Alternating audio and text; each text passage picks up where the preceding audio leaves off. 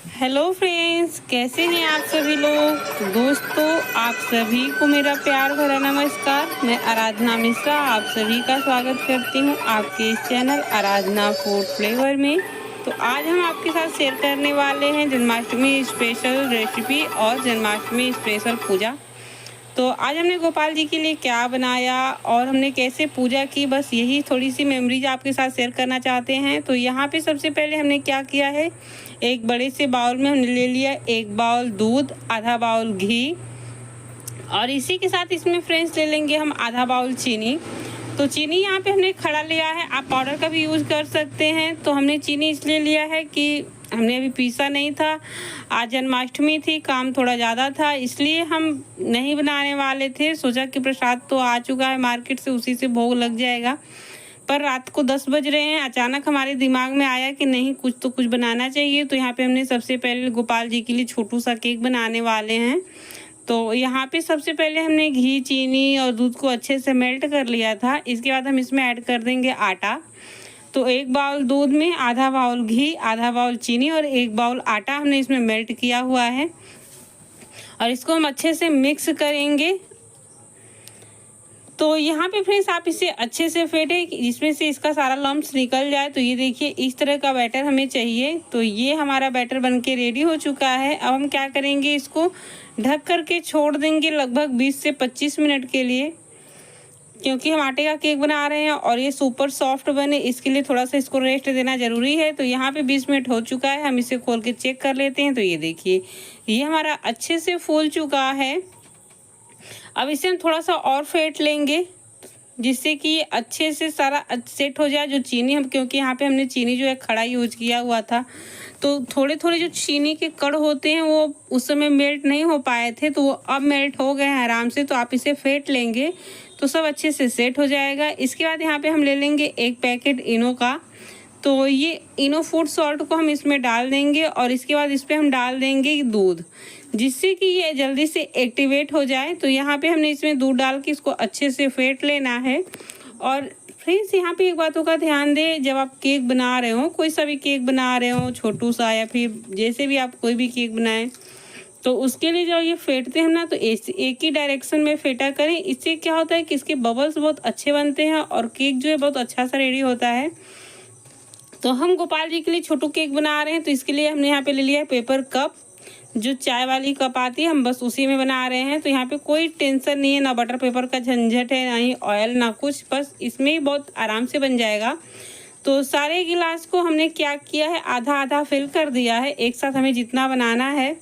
तो इस तरह से हमने सारे में बैटर को आधा आधा फिल कर दिया है। और इधर दूसरी साइड हमने गैस के रख दिया स्टीमर को। तो इसको हम थोड़ा सा टैप करके इस तरह से सेट करेंगे। इधर स्टीमर भी हमारा रेडी है। तो इस तरह से हम इसमें केक को सेट कर देते हैं। ये परफेक्ट। अब इस तरह से अगर आप बनाना चाहें गोपाल जी के लिए, या फिर ऐसे भी आप रेगुलर भी खाना चाहें, तो इस तरह से आप बना सकते हैं, बहुत आसानी से बन के तैयार हो जाता है। अभी ये आधा पक चुका है, तो इसे हम खोल करके क्या करेंगे, थोड़े से इस पर ड्राई फ्रूट्स लगा देंगे। तो आप जो पसंद हो वो लगा दीजिए, हमने यहाँ पे बस बादाम और किशमिश ही लगाया हुआ है। अब इसे हम ढक देंगे और इसे अच्छे से पकने देंगे। तो यहाँ पे इसे पकाते हुए हमारा 15 से 16 मिनट तक हो चुका है और ये हमारा परफेक्ट रेडी है। तो इसको इस तरह से हम चेक कर लेंगे पहले। तो हम एक चाकू को इसमें डिप करेंगे और इस तरह से निकालेंगे। तो ये देखिए, चाकू हमारा बिल्कुल क्लीन आया है, इसका मतलब कि केक हमारा परफेक्ट रेडी है।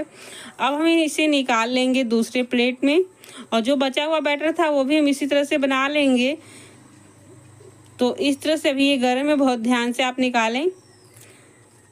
और ये देखिए, ये हमारा जो है छोटू सा केक बन के तैयार हो चुका है, बगैर बैटर पेपर के, बगैर झंझट के, झटपट से हमने सिर्फ 45 मिनट में ये केक बना के रेडी कर लिया है। इस तरह से अगर आप भी भोग लगाना चाहे भगवान को, तो झटपट से बना के लगा सकते हैं। या फिर बच्चों को भी जिद हो कि अगर केक खाना है, या फिर आपका भी मन करे, तो इस तरह से एकदम बिल्कुल परफेक्ट आप केक बना सकते हैं। तो ये देखिए, हमने चाकू की हेल्प से निकाल लिया था, तो ये जगह थोड़ा कम था, इसलिए थोड़े से इधर उधर से ये कट गया। और दूसरा तरीका ये मैं बताती हूँ आपको निकालने के लिए। इस तरह से आप गिलास को ओपन करेंगे और ये बिल्कुल नीट एंड क्लीन निकल के तैयार होगा।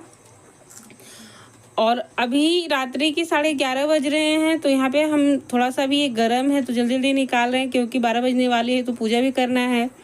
तो अगर आप अगर बना रहे हैं, आपके पास टाइम हो तो पहले बनाएं, और ये जब बिल्कुल ठंडा हो जाए फिर गिलास से निकालें, बहुत ही परफेक्ट निकल के आएगा। और ये हमारा तैयार है केक बिल्कुल। तो इसे हम रखते हैं, चलते हैं पूजा की तरफ। तो यहाँ पे फिर हम थोड़ा सा आपको दिखा देते हैं, जैसे कि शाम के टाइम जब हमने पूजा की थी, उसके बाद हमने गोपाल जी के जन्मोत्सव के लिए वो खीरे में जो रखा जाता है, उस तरह से हमने यहाँ पे उनको रखा हुआ था। तो इस तरह से हमने शाम को जब पूजा के बाद इसे क्या किया था कि एक चावल ले लिया था कटोरी में, उसमें स्वास्तिक बना दिया था। क्योंकि हमारे यहाँ इस बार फूल अवेलेबल नहीं हो पाया था, तो इसलिए हम चावल में ही रख दिए। तो इस तरह से लड्डू गोपाल जी को हमने इस तरह से बना करके स्वास्तिक और गोपाल जी को इसमें रख दिया था। इसके बाद हम क्या करेंगे फ्रेंड्स, खीरा ले लेंगे और खीरे से इस तरह से इनको ढक देंगे। अगर आपके पास फूल नहीं है तो चावल से भी रख सकते हैं, या फिर अगर आपके पास बड़ा खीरा मिल जाए तो और अच्छी बात है। और इस तरह से एक खीरा आप डंठल वाला ज़रूर लें, क्योंकि आज का जो नियम है वो डंठल वाले खीरे को लेकर के ही है। तो इस तरह से इनके साथ हमने खीरों को रख दिया है और इनको अच्छे से ढक दिया है। इसके बाद हम इसमें रख देंगे तुलसी जी का पत्ता, जो कि बहुत ही प्रिय और बहुत ही इम्पॉर्टेंट चीज़ है गोपाल जी का। तो इसको रखने के बाद हम क्या करेंगे, इस तरह से कपड़े को कवर कर देंगे। अच्छे से कपड़े को कवर करने के बाद हमें इन्हें छोड़ देना है। जब जन्म उत्सव मतलब जन्माष्टमी का जन्म तो आप सभी को पता है कि 12 बजे मनाया जाता है। तो अभी शाम के 6 बज रहे हैं, तो हमने इनको अच्छे से ढक दिया है और इनके पास एक दीप जला दिया है। दीप जलता रहेगा, भजन कीर्तन जो है वो तो बज ही रहा है। तो इस तरह से इन्हें हम ऐसे रख देंगे और बजते रहेगा। अब हम आएंगे 12 बजे, तो यहाँ पे 12 बज चुका है। अब हम इनका जन्म करा देते हैं। तो इस तरह से थोड़ा सा हम लाइट्स को ऑफ कर देंगे और यहाँ पे शंखनाद करते हुए लड्डू गोपाल जी का हम जन्मोत्सव मनाएंगे। तो यहाँ पे अब इसे हम खोलते हैं। तो फ्रेंड्स क्या है कि हमारे यहाँ ऐसे ही होता है, आपके यहाँ कैसे होता है कमेंट बॉक्स में ज़रूर बताइएगा।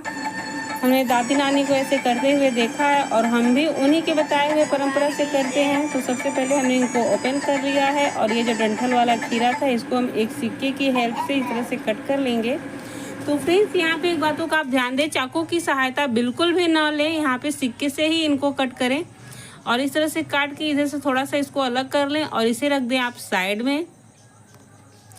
और इस तरह से सारे खीरे को 1 बाय 1 आप हटा सकते हैं, इस तरह से धीरे धीरे करके। और आप लड्डू गोपाल जी को धीरे से निकाल लीजिए। तो या फिर आप खीरे को हटाएं या फिर इस खीरे को साइड करके गोपाल जी को भी निकाल सकते हैं इस तरह से। तो ये देखिए कितने प्यारे लुक वाले हमारे गोपाल जी धरती पे आ चुके हैं। तो अब हम क्या करेंगे, इनका चरण स्पर्श करते हुए इनको उठाएंगे। और ये देखिए अब हम इनका स्नान कराने वाले हैं। तो स्नान के लिए हमने पंचामृत पहले से ही बना रखा है। तो आज का जो नियम है फ्रेंड्स, जन्मोत्सव के बाद लड्डू गोपाल जी को स्नान कराया जाता है। तो इस तरह से हम क्या करेंगे, इनका पहले पंचामृत स्नान कराएंगे।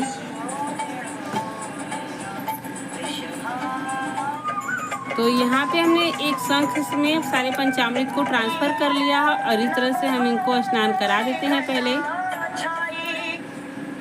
पंचामृत स्नान कराने के बाद फ्रेंड्स हम क्या करेंगे, इनको गंगा जल से स्नान कराएंगे। तो पहले हम थोड़ा सा इनको इस तरह से रगड़ लेंगे ऐसे, जिससे कि इनकी जो चमक है वो आपस में बनी रहे। तो हमेशा एक बात का ध्यान दें, पीतल की जितनी मूर्तियाँ हो फ्रेंड्स उसको आप साफ़ करते रहें, अच्छी रहती है। प्रॉपर साफ़ करने से मूर्ति की चमक भी अच्छी बनी रहती है। तो इस तरह से हम आपको बताते हैं कि अगर आपको जब भी समय मिले, आप भगवान की कोई भी प्रतिमा हो तो उसको खट्टी चीज़ों से या फिर नींबू से आप जैसे भी हो सके साफ़ करते रहें।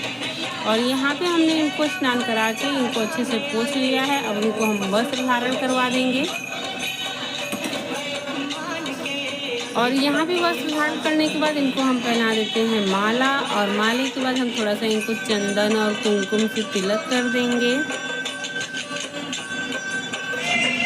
तो यहाँ पे सबसे पहले हमने इनको चंदन से तिलक लगाया हुआ है। चंदन के बाद हम कुमकुम का तिलक लगा देंगे। चंदन भगवान को बहुत प्रिय है, तो इनका इस तरह से आप इनका तिलक जरूर करें, हो सके तो रोज किया करें, बहुत अच्छा होता है। और इस तरह से हमने इनको रेडी करके झूले में बैठा दिया है। अभी कुछ समय के लिए हमने इनको झूला झुलाना है। तो फुल फैमिली हमारी बारी बारी से आके इनको पहले झूला झुलाएगी और इसके बाद हम इनके भोग की तैयारी करेंगे। तो ये अपनी झूले में मस्त होके झूल रहे हैं। और यहाँ पे हम इनको बांसुरी भी दे देते हैं। तो इनकी प्रिय बांसुरी इनके पास आ चुकी है और ये झूला भी झूल लिए हैं। तो अब हम चलते हैं इनके भोग की तैयारी की तरफ। तो जो सामग्री हमने पहले बना के रखी थी या फिर जो हमने मंगवाया था वो सब हमने थाली में इकट्ठा करके रखा था। तो यहाँ पे माखन, मिश्री, दही, केक, मिठाई वगैरह सब कुछ हमने यहाँ पे रख दिया है थाली में। और लड्डू गोपाल जी के पास एक रख देंगे तुलसी जी का दल। तुलसी दल रखने के बाद सारे प्रसाद में हम तुलसी दल तोड़ के डाल देंगे। और धनिया पंजीरी आज की जो है बहुत ही प्रसिद्ध प्रसाद है, तो उसको आप जरूर बनाएं। और यहाँ के सारे प्रसाद को हम 1 बाय 1 करके गोपाल जी को भोग लगाएंगे। इस तरह से भोग लगाने के बाद इनको जल पिलाएंगे, उनका मुँह धोएंगे, इनकी आरती करेंगे। तो इस तरह से हमारी जन्माष्टमी पूजा संपन्न होती है। तो आपने जन्माष्टमी पे क्या किया, कैसे किया, कमेंट बॉक्स में ज़रूर बताइएगा। और हमारी तो पूजा ऐसे ही हुई। तो इस तरह से फ्रेंड्स, अगर वीडियो अच्छी लगे तो प्लीज़ सपोर्ट करना। हमें आपके सपोर्ट की बहुत ज़रूरत है। आपका कीमती समय देने के लिए दोस्तों बहुत बहुत धन्यवाद। मिलते हैं नेक्स्ट वीडियो में, तब तक के लिए स्वस्थ रहें, मस्त रहें। आप सभी प्रदेशवासियों को जन्माष्टमी की हार्दिक बधाई। Bye bye.